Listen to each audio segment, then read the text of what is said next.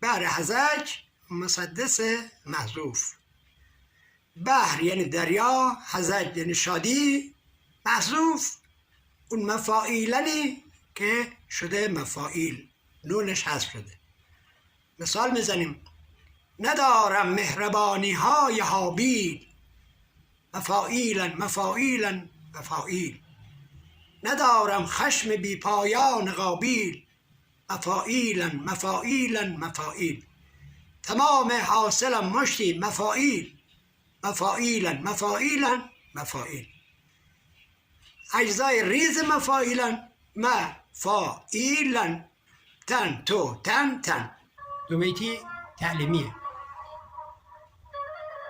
ندارم مهربانی های هابیل، ندارم خشم بی پایان قابیل.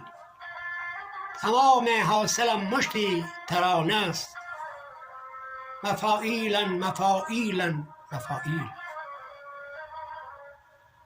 یک دو بیتی هم از خودم: پل سبز بهاران را عبوری، به چشمونم تو یک دریای نوری. تو را میخواهم و افسوس افسوس، ز من فرسنگ ها فرسنگ دوری.